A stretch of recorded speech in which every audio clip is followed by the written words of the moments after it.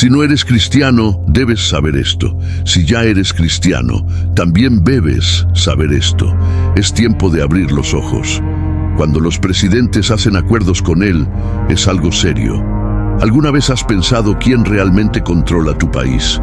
Frecuentemente pensamos en los presidentes, primeros ministros y otros líderes como aquellos que guían nuestras naciones.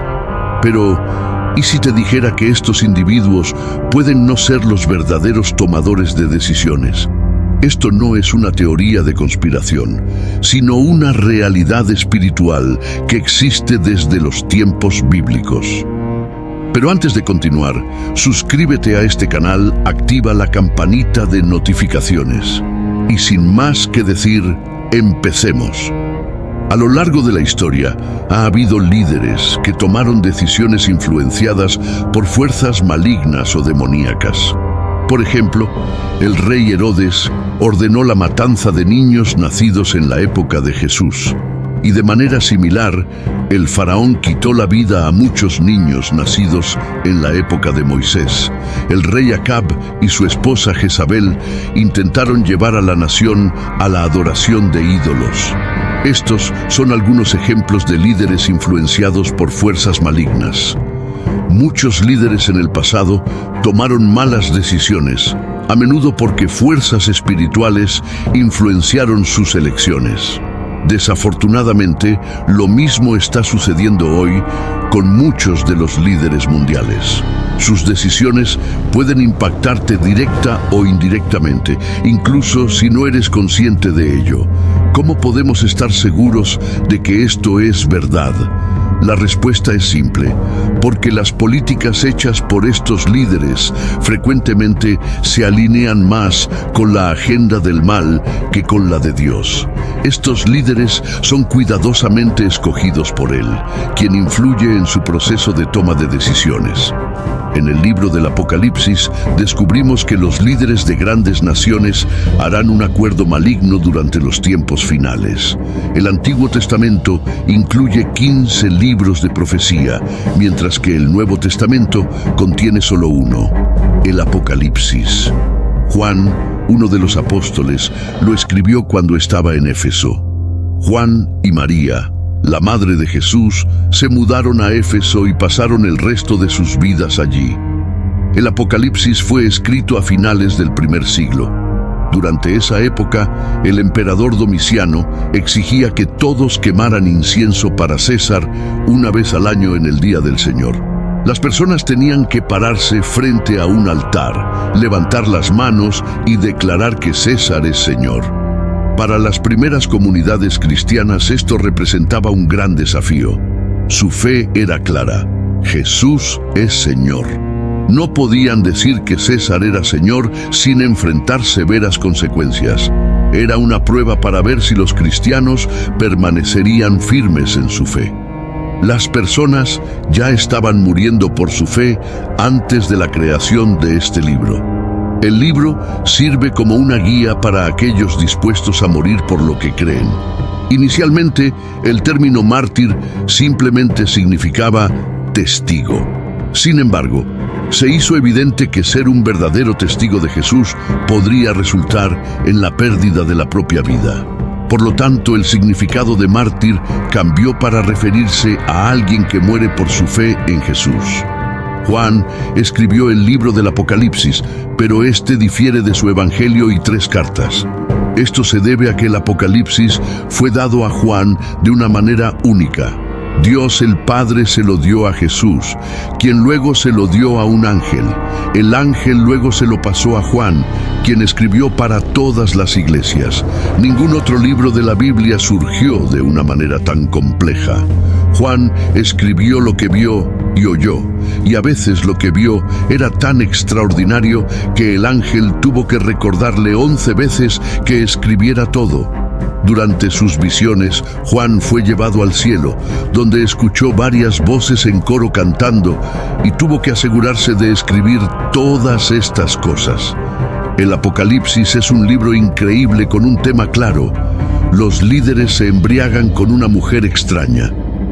En el libro del Apocalipsis, la entidad maligna de Babilonia, un ángel invita a Juan a presenciar el juicio de esta mujer maligna. Apocalipsis 17, versículo 1 dice: Entonces uno de los 7 ángeles que tenían las 7 copas vino y habló conmigo diciendo: Ven acá, te mostraré el juicio de la gran ramera que está sentada sobre muchas aguas, con la cual los reyes de la tierra han cometido actos de inmoralidad sexual, y los habitantes de la tierra se han embriagado con el vino de su inmoralidad sexual. Desde el principio, su juicio es indiscutible. No hay dudas sobre el destino y el fracaso final de Babilonia.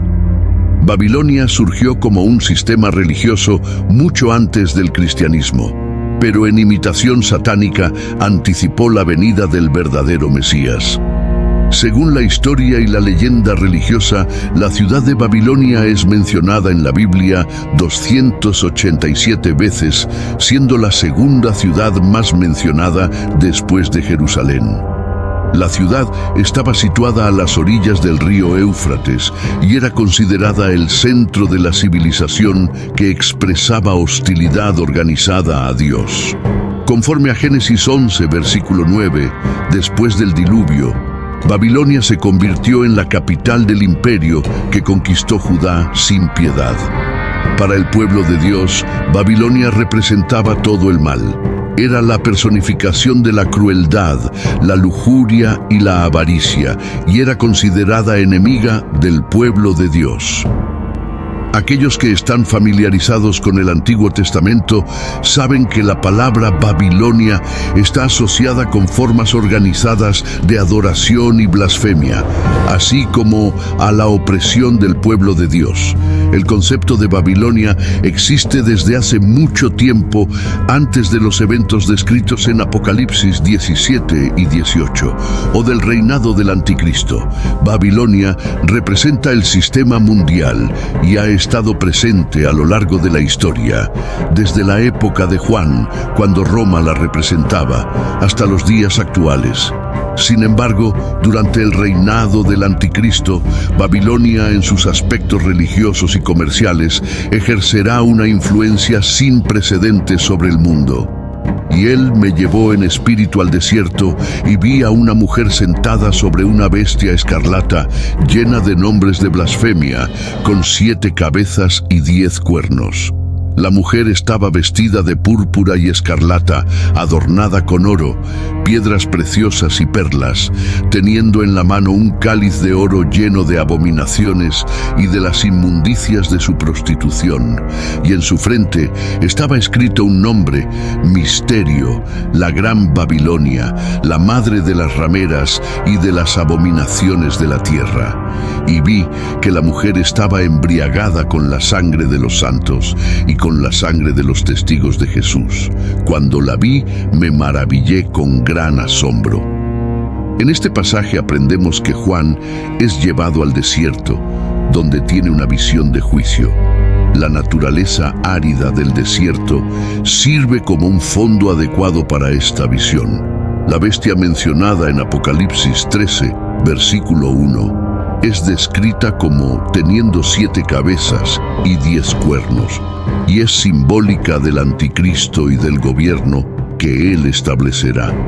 Vale la pena notar que la misma mujer extraña mencionada en este pasaje está montando la misma bestia mencionada en ese versículo. Apocalipsis 13, versículo 1.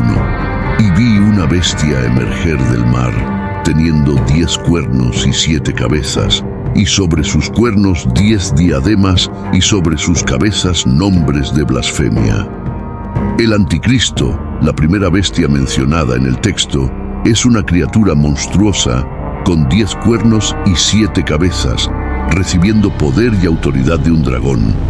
Una de sus cabezas es fatalmente herida, pero luego es curada.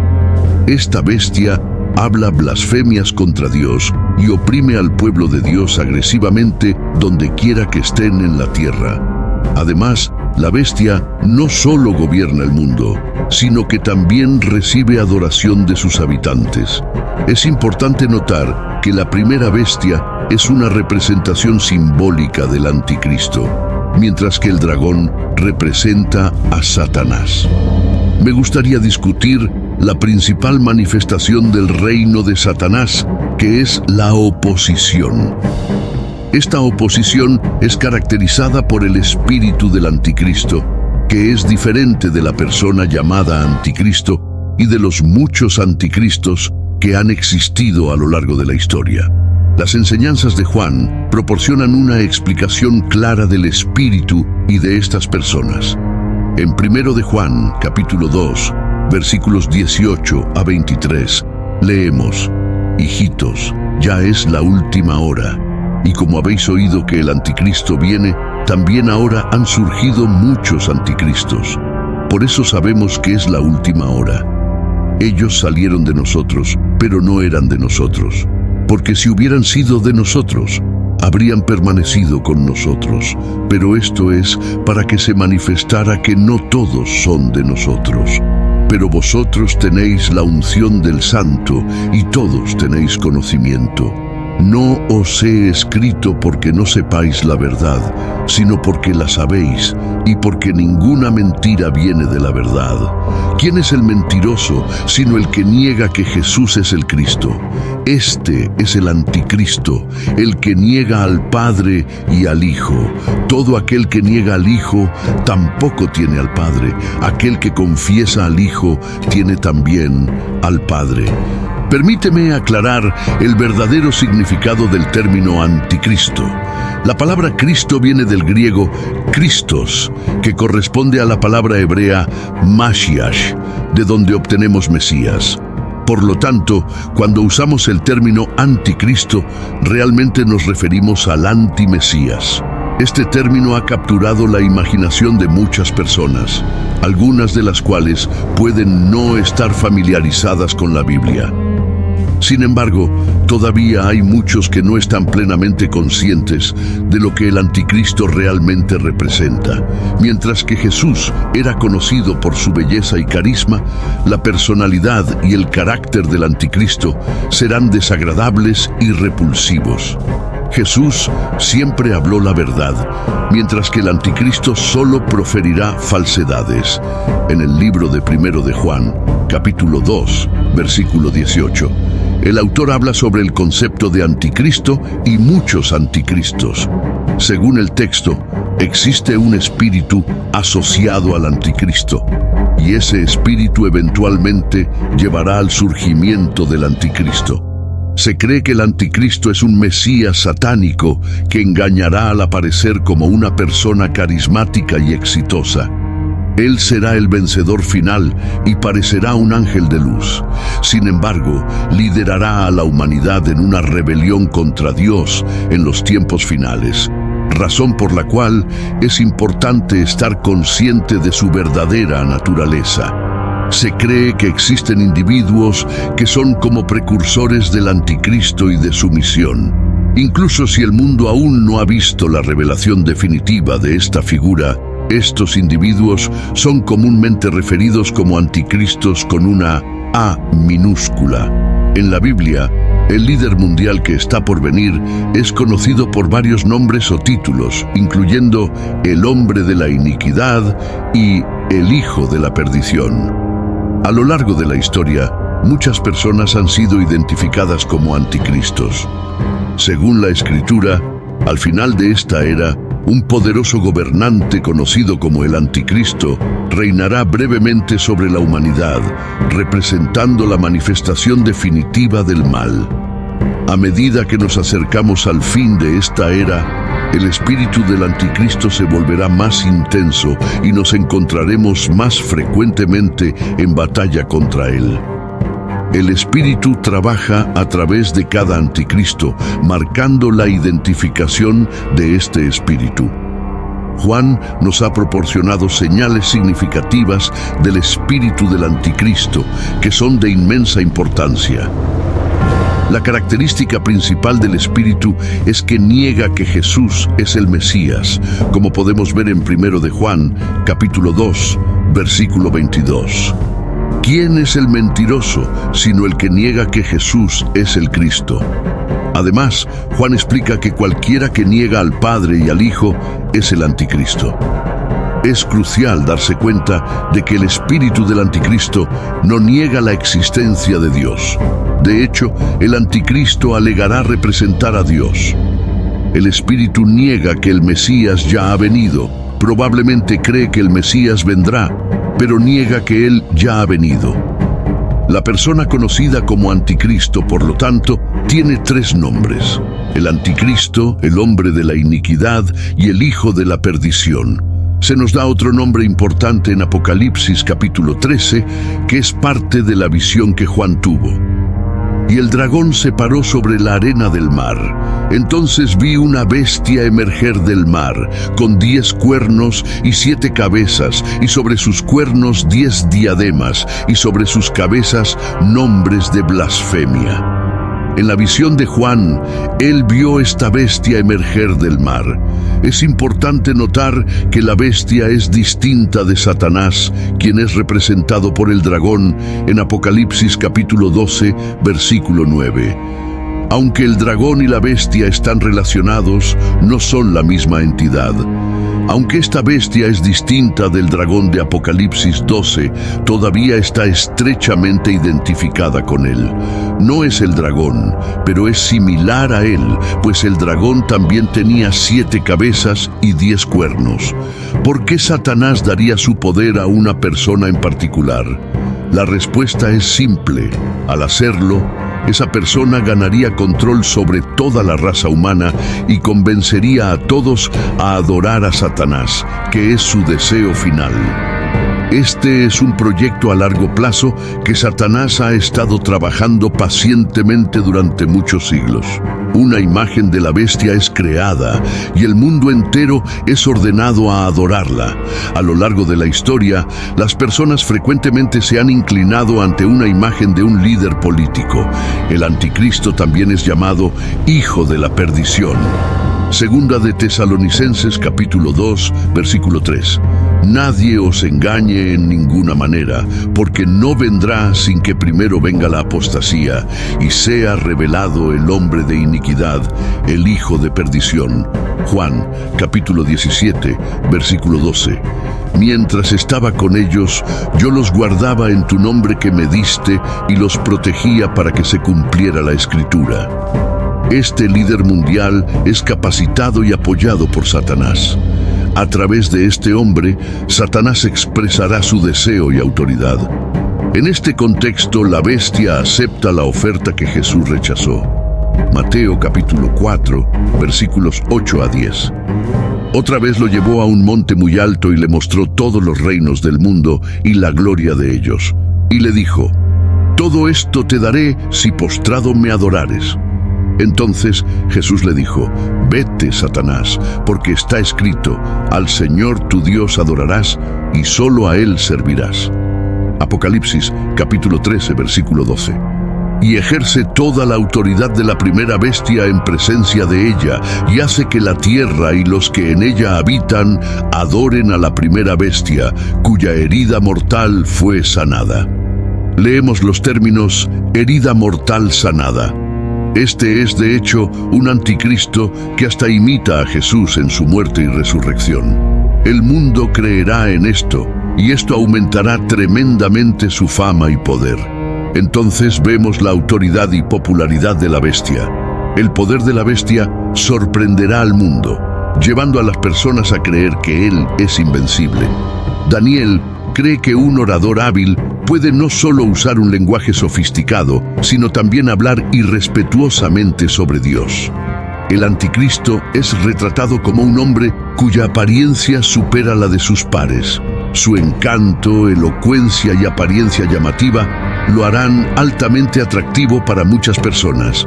El anticristo hará de líder regional a líder mundial, un tirano global despiadado y finalmente un dios. Las blasfemias de la bestia, blasfemador, puede ser un título más preciso que anticristo para este dictador de los tiempos finales. Este individuo es alguien que habla contra Dios y se opone a todo lo que Dios representa, incluyendo su nombre, su morada y los habitantes del cielo.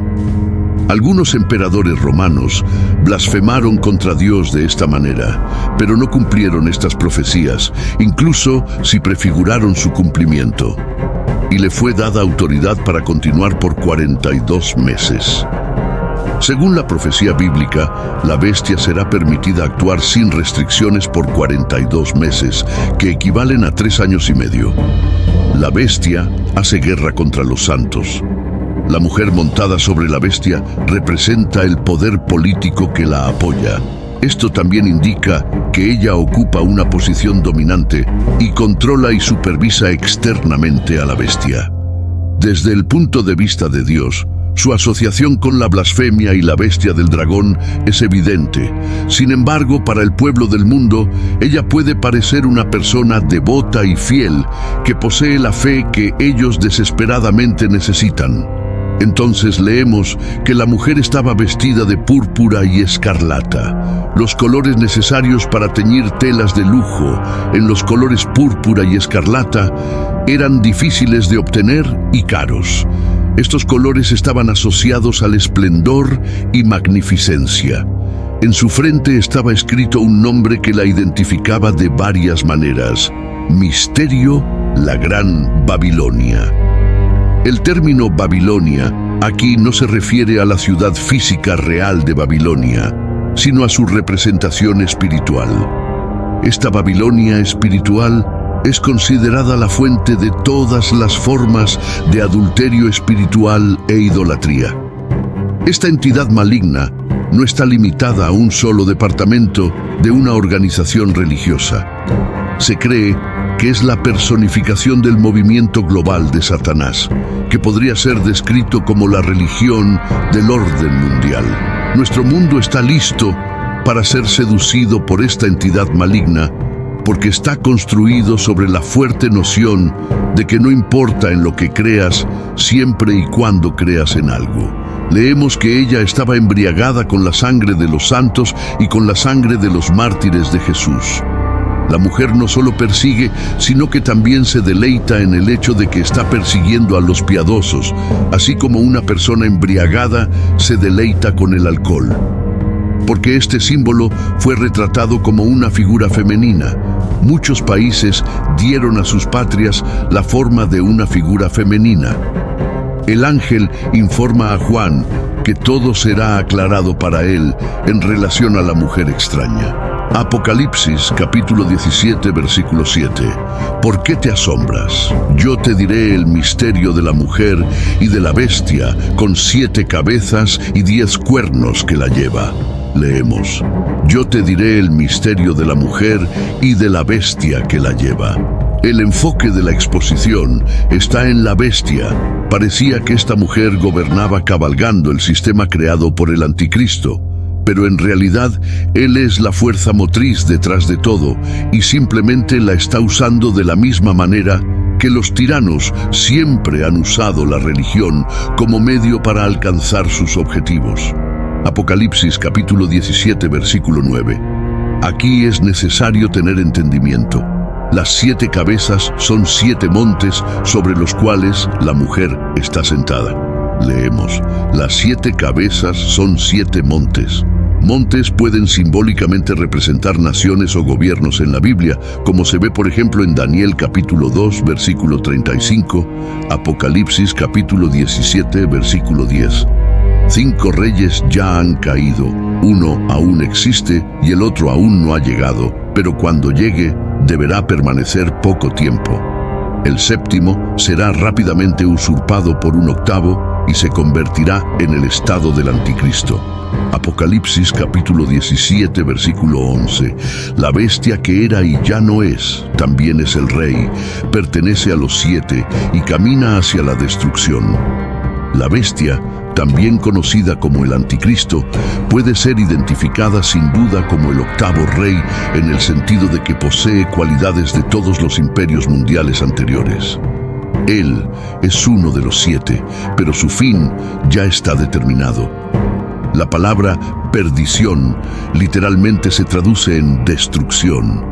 Y esto es exactamente lo que le sucederá a la bestia. Apocalipsis capítulo 17 versículos 12 a 15.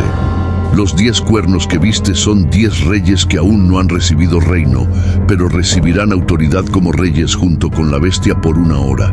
Estos tienen un solo pensamiento y darán su poder y autoridad a la bestia. Ellos lucharán contra el Cordero, pero el Cordero los vencerá, pues es el Señor de los señores y el Rey de los reyes. Y aquellos que están con él son llamados, elegidos y fieles. Entonces el ángel me dijo: las aguas que viste, donde la prostituta está sentada, son pueblos, multitudes, naciones y lenguas. 10 reyes que aún no han recibido reino probablemente alude a una confederación de 10 naciones. Sea cual sea la identidad exacta, sus acciones son claras.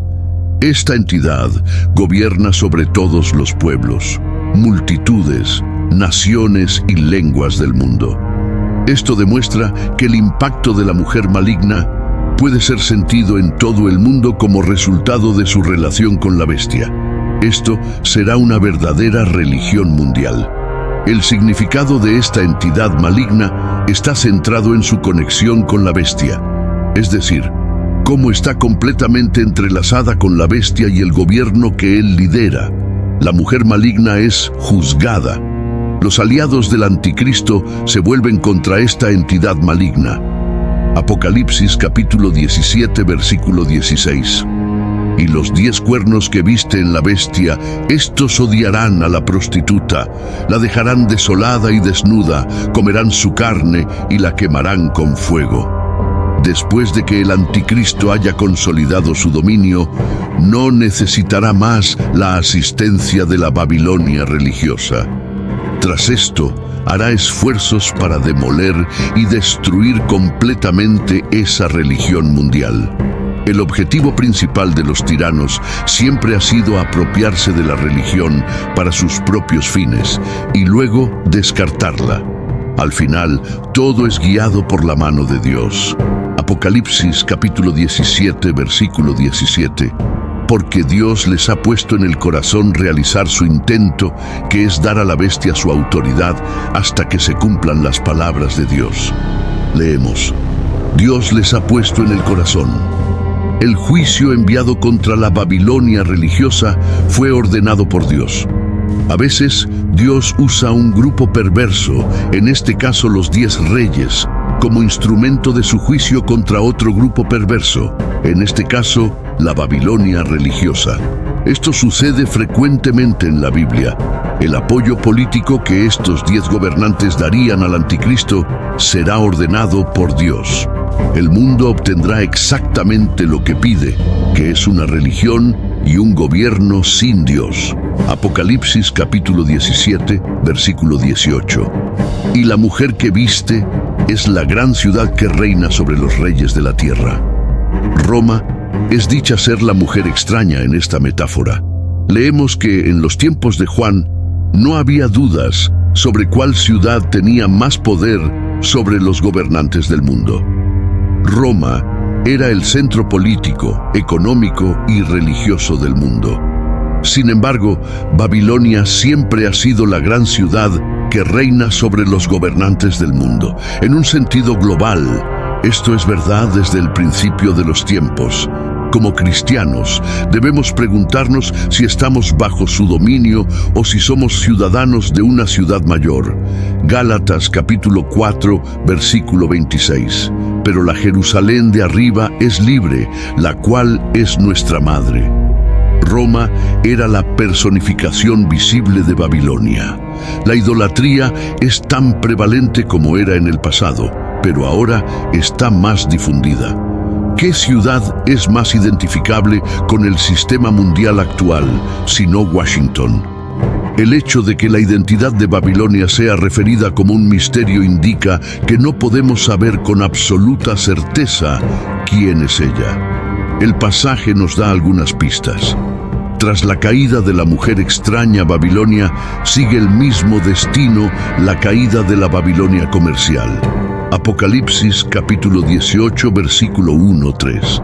Después de estas cosas, vi a otro ángel descender del cielo, poseyendo gran autoridad, y la tierra fue iluminada con su gloria. Y él clamó con fuerte voz, diciendo: Cayó, cayó la gran Babilonia.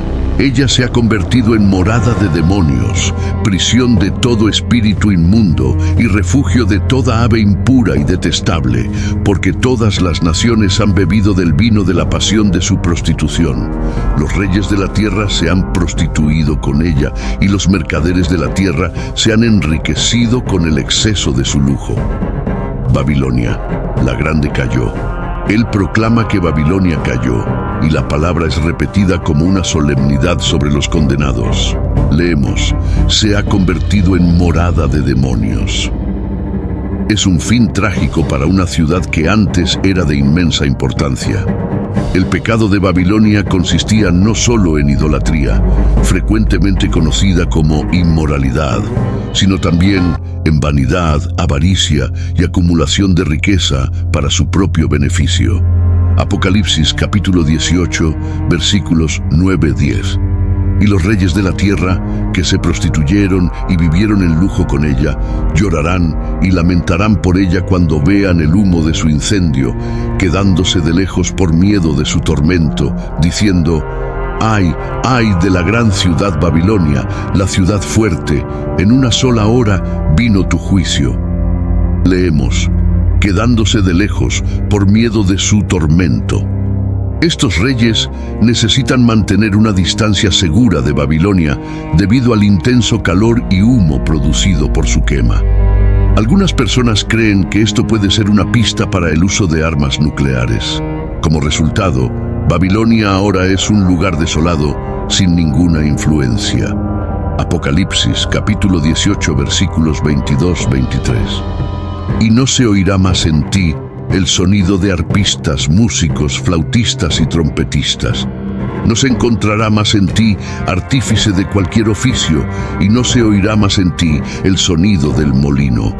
No brillará más en ti la luz de una lámpara, y no se oirá más en ti la voz del novio y de la novia, porque tus mercaderes eran los grandes de la tierra, y todas las naciones fueron engañadas por tus hechicerías. Juan usa lenguaje poético e imaginario para explicar la inminente destrucción que recaerá sobre los sectores manufactureros y comerciales de Babilonia. Pero Babilonia está condenada, ella y ellos caerán y sus días estarán contados. La manera increíble como esto será realizado es absolutamente plausible en el entorno de hoy. Políticos ambiciosos, hambrientos por poder, se resienten de su influencia financiera. Están hasta preparados para provocar un desastre económico si esto les permite tomar el control. Los reyes estarán celosos de la mujer que los monta y decidirán destruirla. La ciudad será engullida por las llamas y será el peor desastre económico de la historia. Muchas personas lamentarán y llorarán sobre las ruinas. El desastre habrá sido provocado por Dios, no por cualquier acción física. Él habrá instigado en sus corazones el deseo de cumplir su misión. Él los habrá persuadido a unir fuerzas con la bestia para luchar contra la ciudad. El anticristo tendrá autoridad política y el falso profeta tendrá control religioso. Los reyes ahora les ofrecerán control económico a cambio de poderes delegados para sí mismos. Pero la posesión de estos privilegios será extremadamente corta, solo por una hora. La caída de Babilonia es tan segura que es retratada en el Apocalipsis como ya habiendo ocurrido. Esto es algo de lo que los cristianos pueden tener certeza.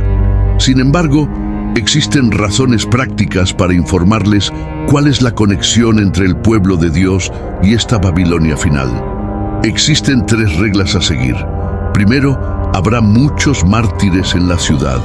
La prostituta está embriagada con la sangre de los santos, la sangre de aquellos que dieron testimonio de Jesús. Esta última frase nuevamente indica la presencia de cristianos y ocurre a lo largo del Apocalipsis. En una ciudad dedicada a la inmoralidad, las personas piadosas no tienen lugar. Una conciencia es algo que la comunidad no desea.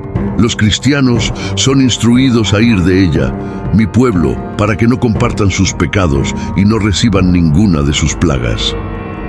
Apocalipsis, capítulo 18, versículos 4-5. Y oí otra voz del cielo decir: sal de ella, pueblo mío, para que no seas participante de sus pecados y para que no recibas de sus plagas, porque sus pecados se han acumulado hasta el cielo y Dios se acordó de sus iniquidades. ¿Por qué Babilonia es importante para nosotros? La historia de Babilonia nos enseña que ser demasiado orgulloso puede causarnos problemas y es importante ser humilde. Nos enseña que, por más poderosos o ambiciosos que seamos, nuestros planes deben alinearse con la voluntad de Dios. Cuando no se alinean, los resultados pueden ser indeseables. La historia de Babilonia es una lección de cautela. Nos alerta sobre los peligros del orgullo y la autosuficiencia, instándonos a depender de Dios. También habla sobre la tontería de los esfuerzos humanos para alcanzar unidad o inmortalidad fuera del plan de Dios, ya sea como comunidad o como individuos. La historia nos recuerda que nuestras ambiciones deben estar alineadas con la voluntad de Dios. De lo contrario, como el pueblo de Babilonia, corremos el riesgo de encontrarnos trabajando contra los propósitos de Dios, lo cual solo puede llevar a la confusión y, en última instancia, a nuestra caída. Entonces, la próxima vez que te encuentres tratando de construir la torre, tómate un momento para considerar si tus ambiciones están alineadas con el plan de Dios para ti. Recuerda, si el Señor no edifica la casa, en vano trabajan los que la edifican. Salmo 127, versículo 1. Profetas como Isaías y Jeremías predijeron la caída de Babilonia debido a sus injusticias e inmoralidad. Por lo tanto, como individuos o como sociedad, nuestras naciones tienen consecuencias al oprimir a otros. Desconsiderar la moralidad y apartarse de lo que es correcto puede llevar a la caída. También vemos que los reinos terrenales son temporales. A pesar de su grandeza, Babilonia eventualmente cayó ante el imperio medo-persa como fue previsto. En otras palabras, todo en la tierra es temporal, desde nuestros propios éxitos hasta la forma en que la sociedad está construida. La única cosa que durará para siempre es el reino de Dios. Entonces, enfócate en lo que durará para siempre, no solo en lo que está aquí hoy y desaparece mañana.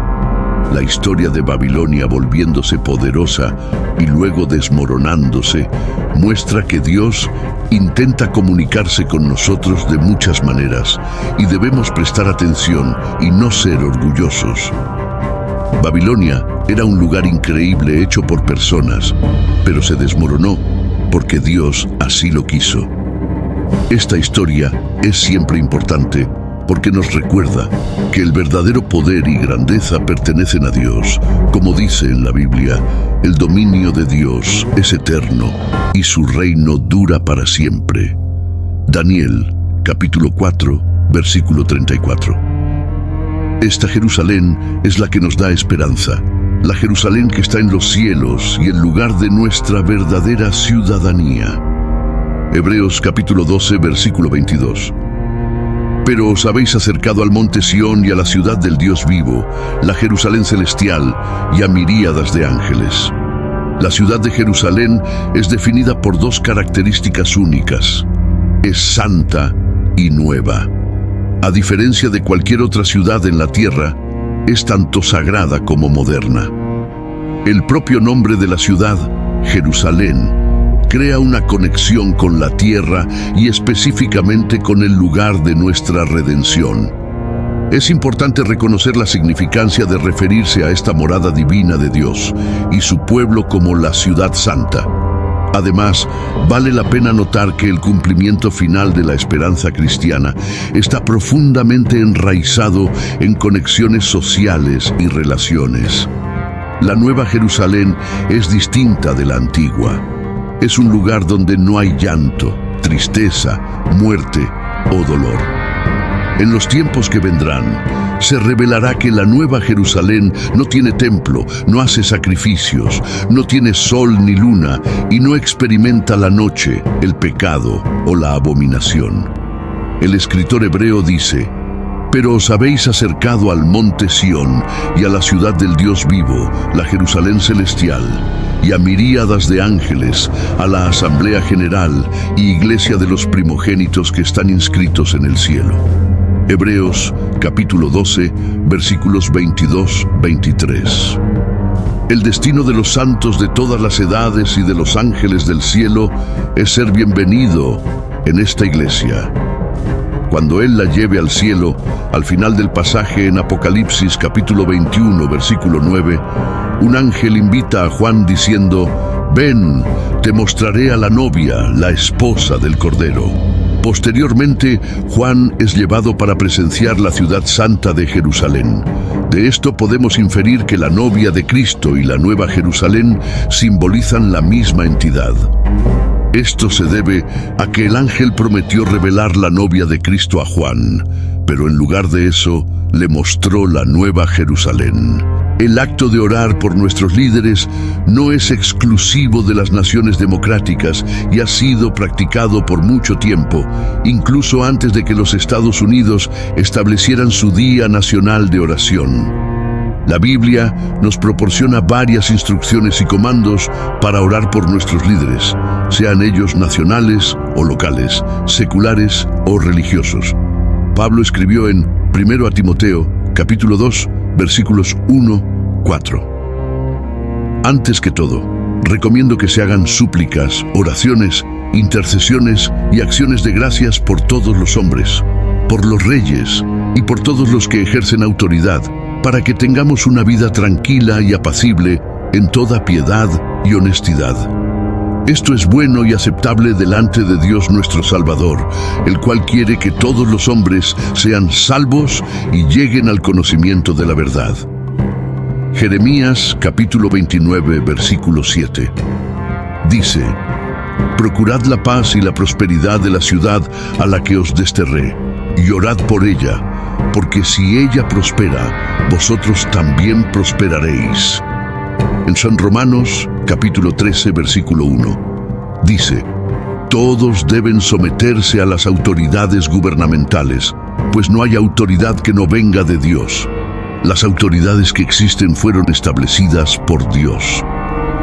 En los Efesios, capítulo 2, versículos 18-20, leemos: «Pues por medio de Él, tanto nosotros como vosotros, tenemos acceso al Padre por un solo Espíritu.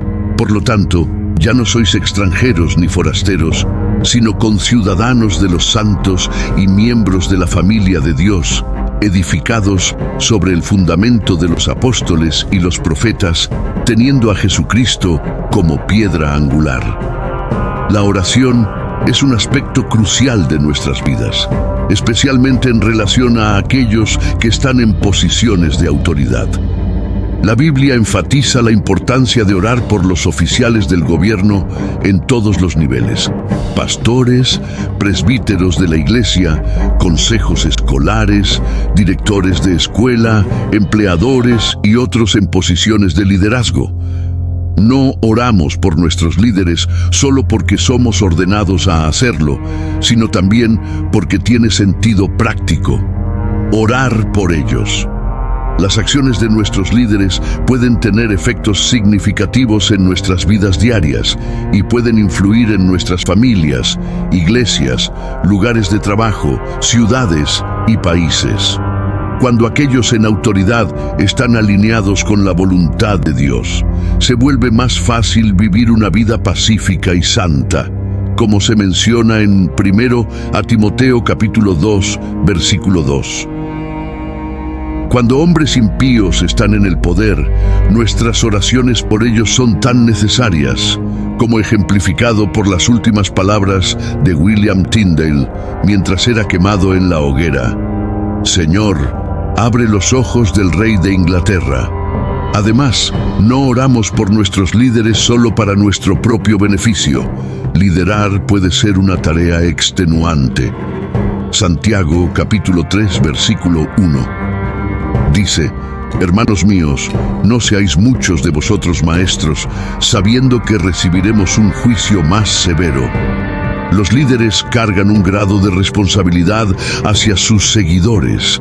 A menudo son objeto de críticas y los primeros en ser buscados en una crisis. Si están liderando bien, están viviendo sus vidas en servicio. Oramos por ellos porque reconocemos la grandeza de su tarea y porque estamos agradecidos por su disposición a liderar. Si no estamos seguros de si nuestros líderes conocen a Jesús, nuestra primera oración debe ser por su salvación. Sin embargo, independientemente de su fe, también debemos orar por la guía de Dios en su liderazgo. Mientras nos guían, debemos orar para que nuestros líderes sean sabios, discernientes y rodeados de consejeros útiles. Como cristianos, creemos que Dios ha puesto a nuestros líderes en autoridad sobre nosotros. Romanos, capítulo 13, versículo 1. Y podemos pedirle que los use según su voluntad. También debemos orar por su protección. Al orar por pastores o líderes ministeriales, podemos pedir a Dios que les dé fuerza en medio de la guerra espiritual y que permanezcan animados en el Señor. También podemos orar por sus familias, que a menudo se sienten examinadas y cargan un peso extra. En resumen, debemos orar para que nuestros líderes sigan la voluntad de Dios, apoyen a aquellos a su alrededor y beneficien a sus seguidores. Querido Señor, venimos ante ti para orar por nuestro presidente. Pedimos que le concedas sabiduría divina para liderar este país con integridad, que siempre te sirva y te reverencie en sus palabras y acciones. Humildemente solicitamos que lo bendigas con la gracia para saber cómo unificar nuestro país y traer paz a todos sus habitantes. Gracias por escuchar nuestra oración. Amén. Lo alarmante del Apocalipsis 16 es que comenzamos a ver un tipo diferente de personas surgiendo. Mira este video hasta el final para descubrir el mayor juicio en la Biblia. El Antiguo Testamento está compuesto por 15 libros de profecía, mientras que el Nuevo Testamento consiste en solo un libro de este tipo, el Apocalipsis. El apóstol Pablo una vez escribió a los romanos: porque la paga del pecado es muerte, pero el don gratuito de Dios es vida eterna en Cristo Jesús nuestro Señor. Romanos capítulo 6, versículo 23. Ahora estos salarios estaban viéndose dolorosamente evidentes. El resto de la humanidad, presenciando esto, tenía una elección que hacer. Reconocerían esto como una señal del juicio de Dios y se volverían hacia Él o endurecer sus corazones, y continuarían en un camino de rebelión. A medida que las copas subsecuentes fueran derramadas, la división entre luz y oscuridad, justicia e iniquidad se volvería aún más pronunciada. En esos tiempos, las palabras del salmista resonaban más que nunca. Terrible cosa es caer en manos del Dios vivo. Hebreos 10:30, haciendo referencia al Antiguo Testamento. Sin embargo, incluso en su ira, la misericordia de Dios permanecía evidente. Este juicio, como las plagas de Egipto, servía como una advertencia. Después de la primera copa que trajo llagas dolorosas sobre aquellos que llevaban la marca de la bestia, los cielos se preparaban para otro acto monumental. El ángel avanzó y en su mano sostenía una copa llena de un líquido misterioso. Apocalipsis 16:3 narra el momento.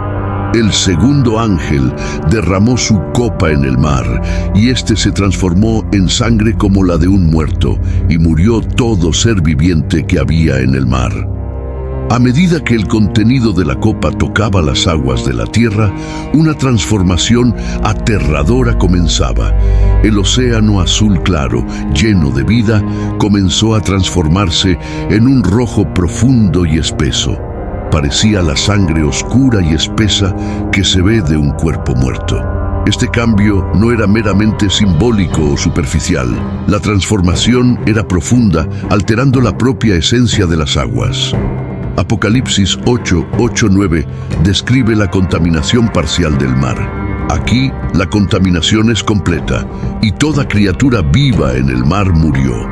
Leemos sangre como de un muerto.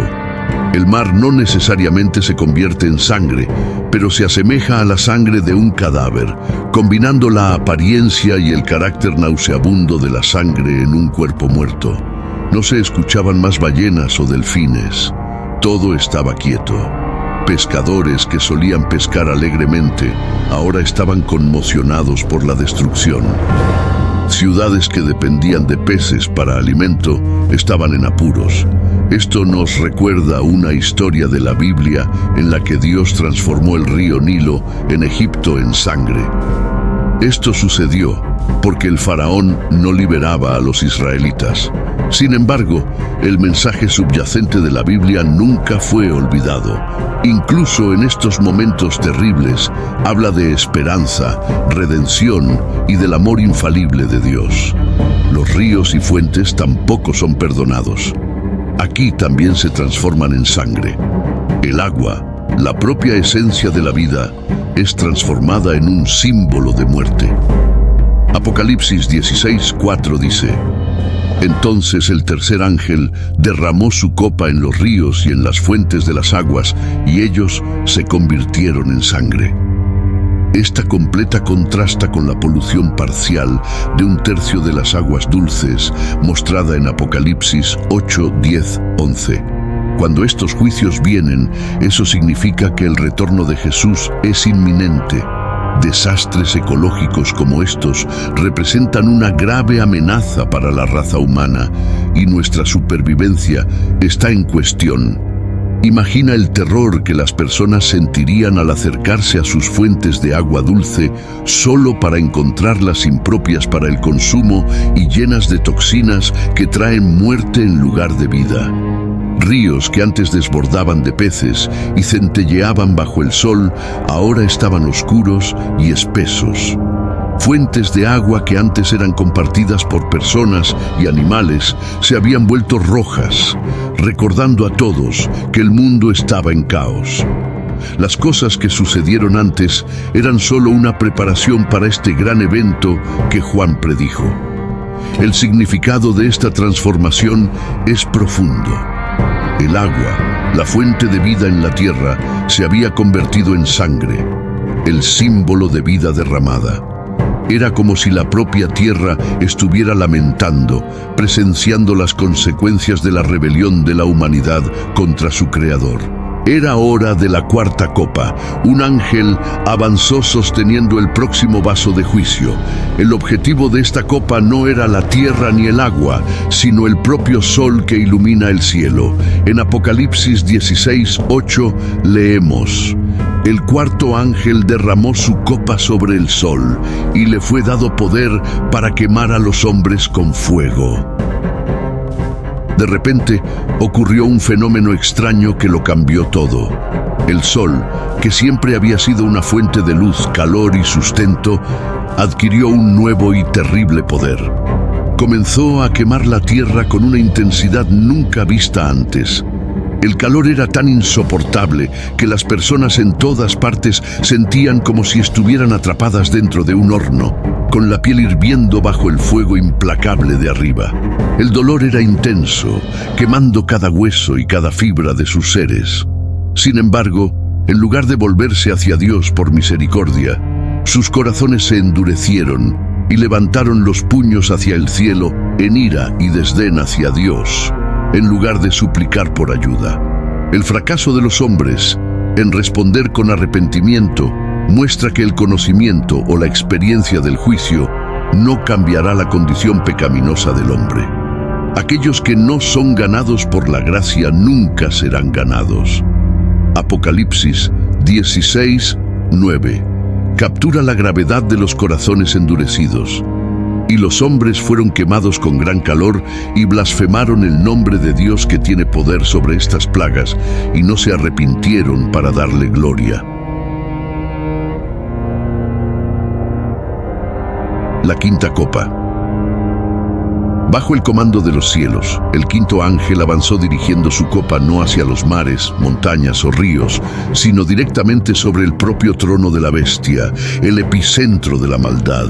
En Apocalipsis 16:10 leemos: el quinto ángel derramó su copa sobre el trono de la bestia, y su reino quedó en tinieblas, y mordían de dolor sus lenguas.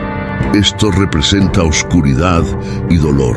El juicio de la quinta copa es un castigo severo donde el reino de la bestia, que representa las fuerzas del mal, está cubierto de oscuridad.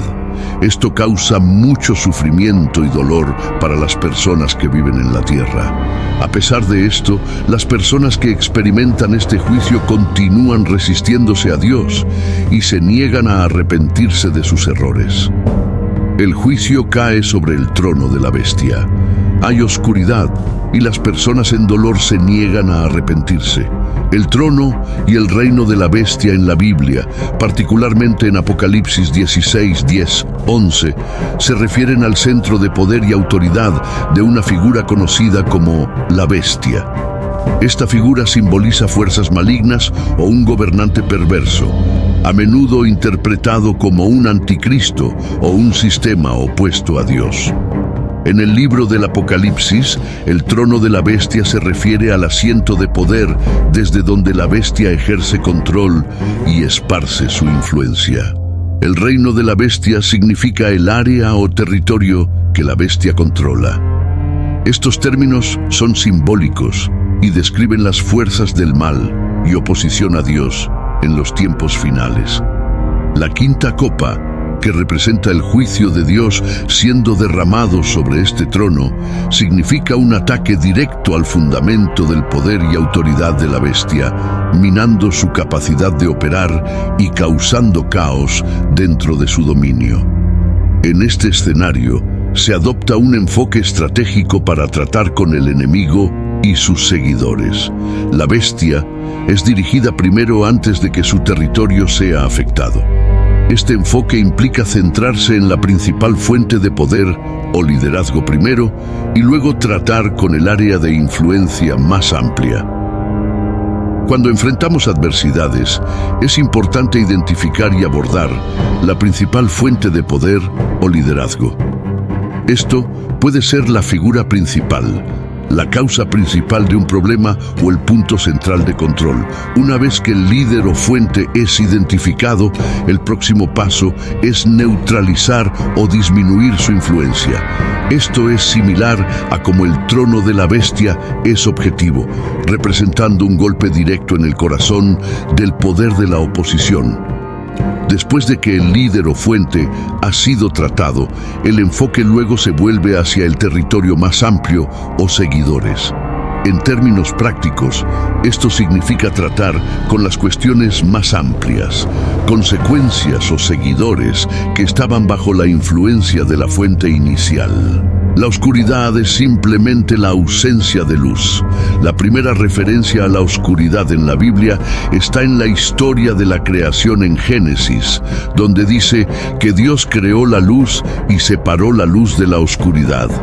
La oscuridad es frecuentemente usada para simbolizar una vida vivida sin la guía o presencia de Dios.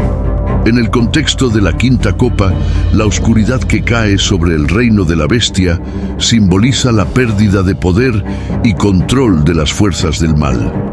La oscuridad también puede ser vista como un símbolo del juicio de Dios y de las consecuencias de vivir una vida en rebelión contra Él.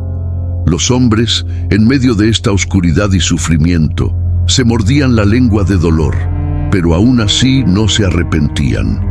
Este acto de morderse la lengua muestra el profundo dolor y angustia que experimentaban, pero su negativa a arrepentirse muestra la dureza de sus corazones. El juicio de la quinta copa es un recordatorio de la justicia de Dios y de la necesidad de arrepentimiento. A medida que el mundo se enfrenta a estos juicios terribles, La visión de Juan sirve como una advertencia para prestar atención a las palabras del Todopoderoso, alejarnos de la maldad y buscar refugio en la gracia de Dios, especialmente frente a juicios tan terribles, o que la única salida de su situación es a través del arrepentimiento. Cuando las personas continúan haciendo cosas incorrectas repetidamente, pueden comenzar a sentirse cada vez menos incomodados por ello. Pueden no ver sus acciones como incorrectas o sentir la necesidad de cambiar su comportamiento. Incluso si esto está causando dolor, en Apocalipsis capítulo 16, versículos 10 y 11, las personas son mostradas maldiciendo a Dios debido a sus dolores y llagas. En lugar de entender la causa raíz de su sufrimiento, eligen culpar a Dios. Por ello, este juego de culpas impide que perciban la necesidad de arrepentirse y volverse a Dios. Esencialmente, la negativa obstinada de las personas a arrepentirse frente al dolor y sufrimiento, descritos en Apocalipsis capítulo 16, versículos 10 y 11, puede ser atribuida a una combinación de factores como obstinación, rebelión enraizada contra Dios, falta de claridad o discernimiento sobre la verdad, desensibilización a los efectos nocivos del pecado y una tendencia a culpar a otros en lugar de a sí mismos.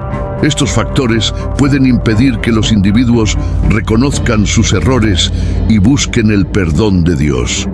La Biblia habla sobre la existencia de corazones rebeldes mucho antes en las Escrituras. Estas personas son capaces de distinguir entre el bien y el mal, pero eligen permanecer en la oscuridad de sus caminos.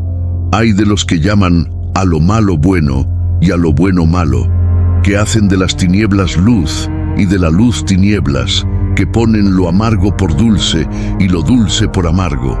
Isaías capítulo 5 versículo 20. La quinta copa nos recuerda que Jesús es el único camino. Aquellos que prefieren las tinieblas en lugar de la luz enfrentarán su juicio final aquí en la tierra durante el fin de los tiempos.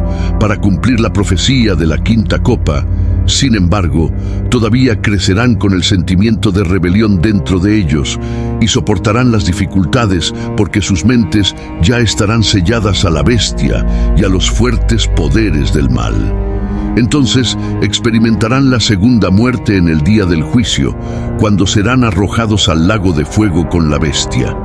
En ese punto se darán cuenta de la gravedad de sus errores, pero no habrá vuelta atrás. Jesucristo es la luz del mundo, y quien quiera que camine en él nunca será arrojado a la oscuridad. Prepárate para el día del Señor. La quinta copa emite una fuerte advertencia de arrepentimiento para los no creyentes. Cuando la profecía de la quinta copa se cumpla, Dios mostrará el reino del anticristo sin misericordia, porque he aquí viene el día ardiendo como un horno. Todos los soberbios y todos los que practican perversidad serán como paja, y el día que está por venir los abrazará. Dice el Señor de los ejércitos, de manera que no les dejará ni raíz ni rama. Malaquías capítulo 4, versículo 1. La sexta copa. El sexto ángel, un ser divino de poder y propósito, sostenía en su mano una copa llena de juicio de Dios. Era un vaso de propósito divino, y el ángel conocía el peso de su contenido. El cosmos entero parecía pausar en reverencia por lo que estaba por venir. El ángel derramó su copa sobre las extensiones del gran río Éufrates, un evento de tal magnitud que solo podría ser mejor descrito por Juan, que fue testigo. El sexto ángel derramó su copa sobre el gran río Éufrates, y su agua se secó para que se preparara el camino de los reyes que vienen del oriente. Apocalipsis capítulo 16, versículo 12. A medida que el agua del gran río Éufrates disminuía, lo que antes bloqueaba el camino ahora se convertía en un pasaje claro. El río Éufrates, una parte extensa del área del creciente fértil, es un hito significativo en las Escrituras y un recurso valioso en el Medio Oriente, atravesando Turquía, Siria e Irak. La Biblia se refiere a este río más de 50 veces. El libro de Génesis es donde somos presentados a este río por primera vez en la Biblia. En Génesis capítulo 2 se declara que el río Éufrates era uno de los 4 ríos que fluían del jardín del Edén. La Biblia dice que un día el río Éufrates se secará para abrir camino para un rey, el rey del Oriente. El secamiento de los recursos naturales parece ser divinamente orquestado como parte de los eventos que llevan al Armagedón. La identidad de los reyes del Oriente mencionados en Apocalipsis, capítulo 16, versículo 12, ha sido un tema de mucha especulación e interpretación a lo largo de la historia cristiana. El libro del Apocalipsis frecuentemente usa lenguaje simbólico, lo que hace que sus profecías sean difíciles de entender, permitiendo una variedad de interpretaciones diferentes. Por lo tanto, la expresión «los reyes del Oriente» ha sido estudiada desde varios ángulos. Bajo el Anticristo, la maldad del hombre alcanzó su ápice y se encuentra con la ira de Dios contra el pecado. El secamiento del río Éufrates viene en el juicio de la sexta copa. El penúltimo juicio de la tribulación es el secamiento del río Éufrates. Los romanos creían que el río Éufrates serviría como una defensa impenetrable contra los imperios ubicados al este. En ese momento, el río tenía 2.900 kilómetros de longitud y una anchura que variaba de 300 a 2 metros. Sin embargo, cuando el río se secó y se convirtió en una carretera, ejércitos masivos del Oriente pudieron moverse hacia el oeste con relativa facilidad. Hay especulaciones sobre por qué estos ejércitos del Oriente se movieron hacia el oeste. Algunos creen que fue en respuesta a la ascensión de una figura global conocida como el Anticristo, que está basado en Europa. Se cree que al final ellos combatirán a Dios. Luego, los reyes de la tierra se reúnen en el lugar que en hebreo se llama Armagedón. El secamiento del Éufrates está conectado a una gran guerra. La Biblia sugiere que el secamiento del río Éufrates es causado por un ángel derramando una copa de la ira de Dios. Este evento no es resultado de razones naturales como el clima o intervención humana, sino diseñado divinamente. El propósito de este evento divino es preparar un camino para los reyes del Oriente, preparando así el escenario para la batalla profetizada. La gran batalla ocurre en un lugar llamado Armagedón. Pero, ¿qué es la batalla del Armagedón? Hoy, el término Armagedón es a veces usado en un sentido más general para aludir a cualquier tipo de batalla cataclísmica, especialmente si es vista como resultando en destrucción generalizada o aniquilación de la vida humana. De acuerdo con el libro del Apocalipsis, el término bíblico Armagedón alude al conflicto final decisivo que ocurrirá en el futuro entre Dios y las fuerzas del mal. La palabra viene del hebreo Har Megidón, que significa Monte Megidón, el sitio previsto de la batalla. La palabra Armagedón hace su única aparición en la Biblia en Apocalipsis capítulo 16. Pero eso no fue todo. En ese día, después de que el agua desapareciera, 3 espíritus extraños aparecieron de un lugar oscuro. Parecían venir del dragón, de la bestia y del falso profeta. Los espíritus toman la forma de ranas. Mientras el pueblo antiguo de Dios los veía como impuros, los egipcios veneraban una diosa rana. El escenario estaba montado, las piezas en juego y el universo contuvo el aliento. Las líneas de batalla del bien y del mal estaban más claras que nunca. Mientras la visión de Juan continuaba, él percibía con profunda reverencia la gravedad de los eventos que se desarrollaban. Escribió: «He aquí, vengo como ladrón. Bienaventurado el que vela y guarda sus vestiduras para que no ande desnudo y se vea su vergüenza». Apocalipsis capítulo 16, versículo 15. La ubicación exacta del Armagedón permanece incierta, ya que no existe un monte llamado Megidón. Sin embargo, la palabra Ar también puede significar colina, y así el sitio más probable es el área montañosa que rodea la llanura de Megidón, ubicada aproximadamente a 97 kilómetros al norte de Jerusalén. Megidón ha sido un sitio de conflicto para muchos ejércitos a lo largo de la historia, incluyendo los egipcios, asirios, griegos, romanos, cruzados y las tropas de Napoleón. Las batallas que ocurrieron en Megidón durante la Primera Guerra Mundial también son notables. Armagedón fue el sitio de dos de las más significativas catástrofes en la historia bíblica: la muerte de Saúl y sus hijos, 1 Samuel capítulo 31, versículo 6, y la muerte del rey Josías, 2 Crónicas, capítulo 35, versículo 20. En los últimos días, influencias demoníacas causarán que los reyes de la tierra reúnan sus ejércitos para un ataque total. El anticristo liderará este movimiento.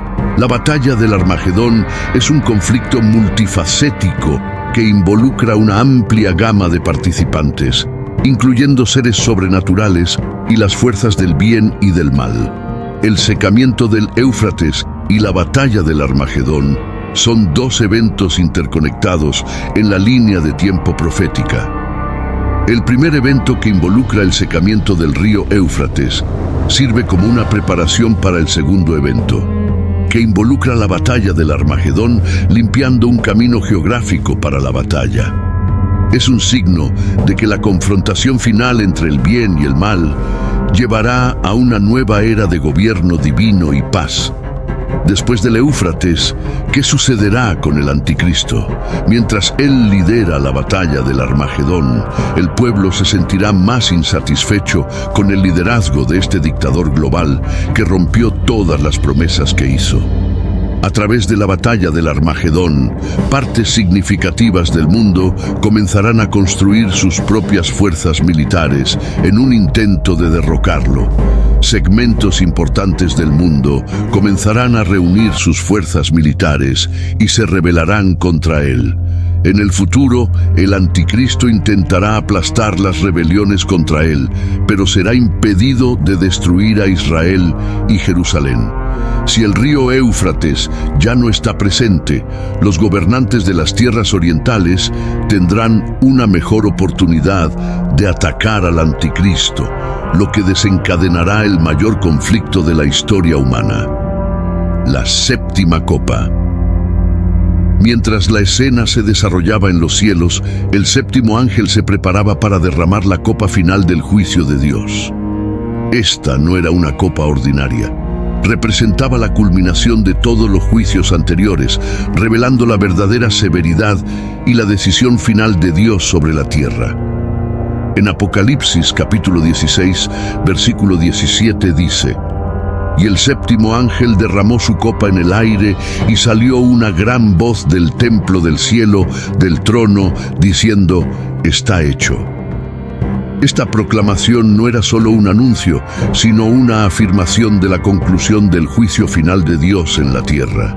Después de esto, el cielo reaccionó fuertemente y hubo voces, truenos y relámpagos, y un gran terremoto como nunca hubo desde que hay hombres sobre la tierra.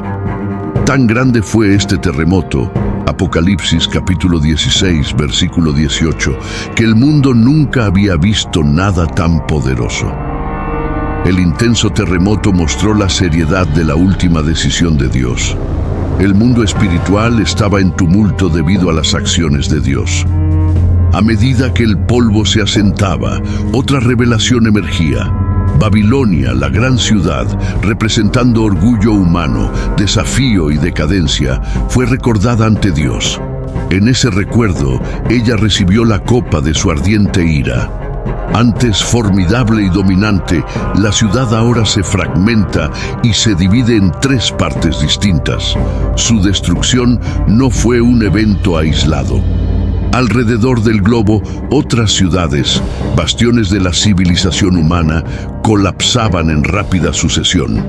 La grandeza de los logros humanos estaba rápidamente siendo reducida a ruinas. La destrucción fue tan devastadora que la propia geografía del mundo cambió y todas las islas huyeron, y los montes no fueron hallados. Apocalipsis capítulo 16, versículo 20. El mundo, como la humanidad lo conocía, estaba remodelado, no dejando rastro de su apariencia anterior. Desde el propio trono se hizo un anuncio de que no habría más retrasos. Dios, en su misericordia, prolongó esta escena tanto como fuera posible. Los sellos fueron seguidos por las trompetas y las trompetas fueron seguidas por las copas, y no habrá más juicio sobre la tierra después de esto. Está hecho. Es posible que el hecho de que la copa sea derramada en el aire pueda mostrar juicio contra el príncipe del poder del aire. Efesios capítulo 2, versículo 2, y sus aliados. Efesios capítulo 2, versículo 2, dice: en los cuales anduviste en otro tiempo, según el curso de este mundo, conforme al príncipe de la potestad del aire, del espíritu que ahora opera en los hijos de desobediencia. En estos juicios finales, Dios sacude la tierra con un tremendo terremoto. El mismo es prometido en el libro del Apocalipsis, proporcionando un relato más detallado de la caída de Babilonia, la gran ciudad. Basta decir que Dios le presenta la copa del vino de su ardiente ira. Pero ¿cómo reaccionó la humanidad en medio del caos?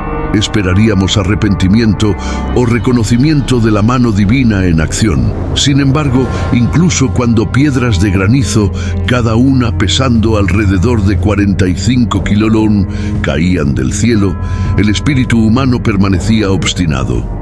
Las personas, en lugar de buscar perdón o entendimiento, maldecían a Dios. Sus corazones, endurecidos por años de rebelión, no podían comprender la magnitud de sus errores. Hasta aquí este video. Déjame en los comentarios si deseas una parte 2.